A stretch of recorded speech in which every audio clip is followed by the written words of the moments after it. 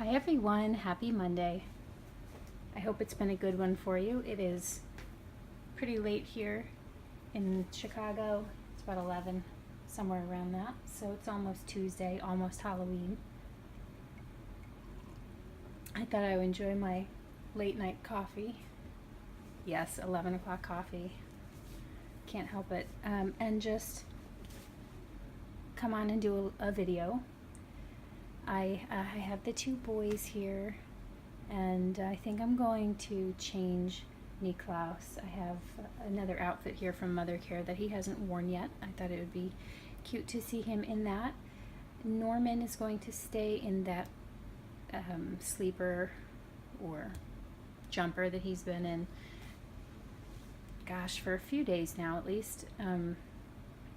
Ready to change him too because he's in white, and I do have to say it has cut down a little bit on holding him because I'm trying not to get his white marked up before Halloween. So I'm ready to change him, but I thought he could stick it out until Halloween. So I guess I'll change him. And I was laughing today looking through my Instagram and through my YouTube, but my YouTube was never really busy before very much. The only thing I really had on there was hoop dance videos. But with Instagram, I thought it's such a funny running tally of what my interests are at a given time period. And it's not the first time he said it. When I got into reborns, my husband said, it's happened so fast. Like, it's so much so fast. And I thought about it and I said, yeah, but that's really nothing new. I get really passionate about something and I learn everything I can, and I'm really, really into it. And if you look through my Instagram, you can kind of see that. You can see, sorry, his shoulder just feels a little loose, but I think it's all good. You can see what my passions were at a given time frame. I think at one point there was some fashion stuff. There was definitely hoop dance, lots of hooping stuff, and then it was my dog, and then the babies, and it's just blocks of time of different interests. And I was thinking about that. I say that, well, that's my fire. So I don't know if anybody that's watching has ever studied the 5 elements. There are a couple of different 5 element systems depending on what culture you're looking at. I know that there's one from India. The one I'm talking about specifically is the Chinese 5 elements. It all correlates to personality tests. There are different systems of looking at traits, whether they're traits that you're born with or, well, yeah, really, personality traits, but whether it's related to your sign or your birth or what have you. Anyway, so in the Chinese 5 elements, you have fire, water, wood or tree, metal, and then in the middle is earth. So all of these elements cycle around the earth, and everything, macro and micro. So each one of these personality or descriptors for your tendencies as a person also correlate to the stages of life, also correlate to the seasons of life, also correlate to the seasons of weather of the earth, and so forth. So the fire element is like that, burning the candle at both ends, that super passionate. You see it, the time of life for it really is like the teens, staying up really late. And when you see it in your, and that's like the driving force, right? So when you see it in your passion, when you see somebody who's heavy fire, when they're into something, man, they're all in, all about it. They learn everything about it. It's everything. And then overnight it can change. Boom, on to the next thing. That's fire. So that's my fire. Now I'm dominant in metal and water.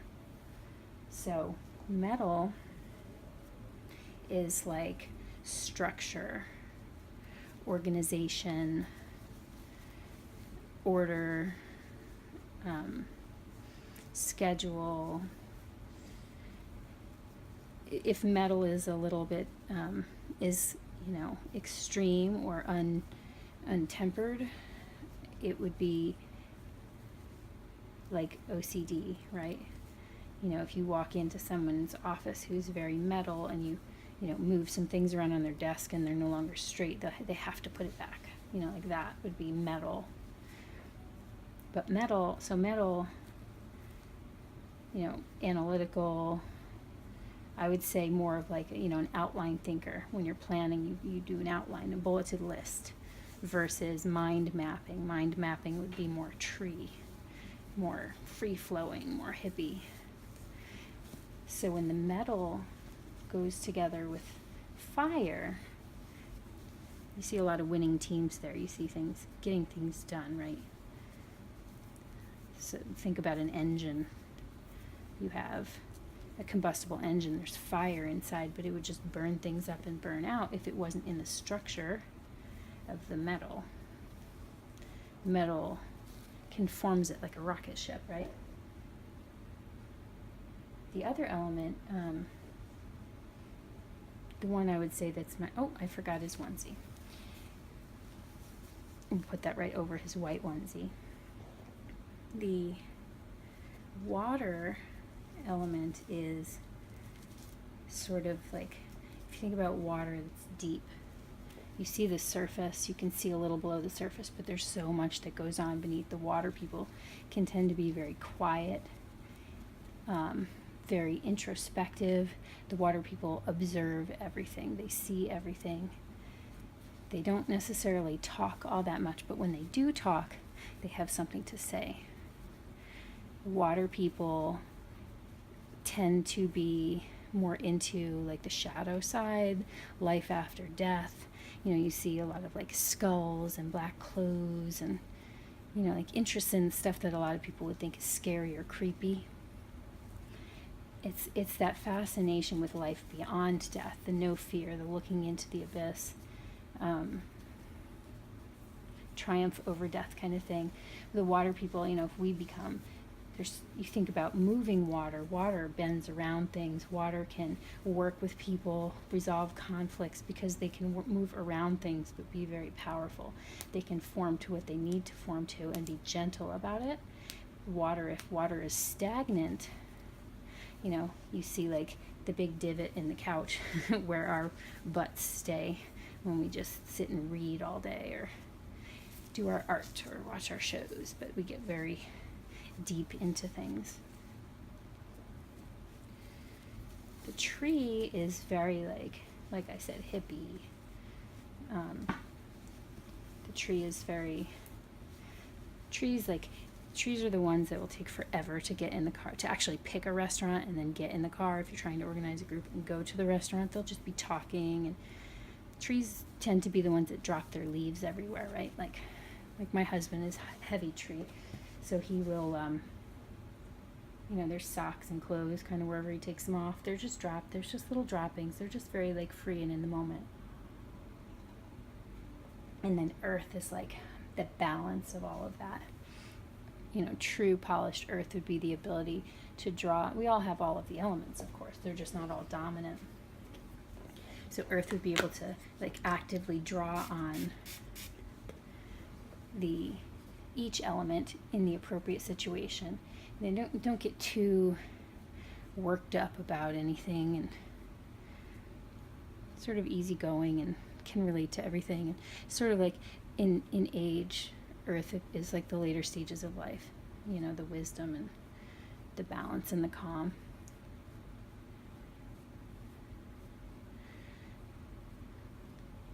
Mohair maintenance is like no joke. And then when you couple it with like these expensive dolls, I'm like so paranoid to mess this doll up, to mess this baby up. And it's crazy because like I see saw these really cool photos from an artist. She like did birth photos. She put like jelly and stuff on the baby, like really staged like a delivery scene. It was cool. But I was like, oh my God, I'd be terrified. I'm afraid to touch him sometimes because I want him to, I just don't have, I guess, enough experience to know if I'm going to mess him up or not. So, balance is like a big thing. Actually, that's funny. We have the yin-yang symbol right there next to Niklaus, which is all about balance. I had said on an earlier video and also in like my semi-intro video that I'm into the shadow really big. It's funny that I really am loving the babies. I'm also I watch a lot of cold case files. I read a lot of true crime books about Ted Bundy and also about John Douglas and Robert Ressler, the pioneers of the behavioral sciences unit at Quantico. Obviously, I watch Criminal Minds and shows like that. I went to school for criminal psychology for a couple of years. That was what I was going to do. I got sidetracked by relationship because I am a romantic, a hopeless romantic. I am a recovering codependent. That's a whole nother story. The cycle of codependence. My friend Lynn has this really great, she's a teacher and a counselor and a writer. She teaches about the victim triangle. And it's like a perfect description of my codependent cycle that I have been working really hard to move past. You have I'll have to bring the triangle on at some point, but you have these 3 stages. I forget what they were, victim, attacker, and I don't remember, but it would go something like this. I'm really good at anticipating people's needs. That's what's made me a very good personal assistant, executive assistant, and coordinator, and I'm water, so I can bend to what the person's needs are. So I'm like this great partner, right? So I'll anticipate needs and I'll go above and beyond and do everything for somebody. And they might act helpless so that I'll do more for them. But then there comes a point where they don't appreciate it, or they feel that I'm treating them like a child. And so then they lash out. I didn't ask you to do that for me. I'm capable of doing that on my own. And then I go to poor me, which has been a big favorite place of mine for a lot of my life. Poor me, I did all of this for them and they don't appreciate me. I'm so put upon. I work and I give and I'm so, thoughtful and I'm not appreciated. So I move into that victim space, and that person who maybe was in the victim position that got you to do the things for them, then they move up to more of the aggressor, and then you get angry because you're in the victim place, and it's just sort of this cycle. That's a whole nother thing. It's just cool the more you look at yourself and are willing to see yourself in other people's eyes, use the reflections around you, the reflections of your relationships, because they can be hard. But they really are an awesome opportunity if you really want to grow, to be honest with yourself and stuff. So, but anyway, so right now my passion is the babies, but my passion is still true crime, or Skulls, The Walking Dead. I have this great shirt on right now. I don't know if I can show it to you. Probably would offend some people.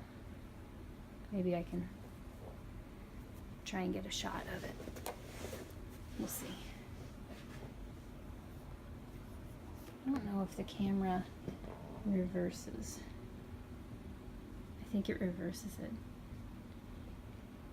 I'm downstairs in our gym, sorry.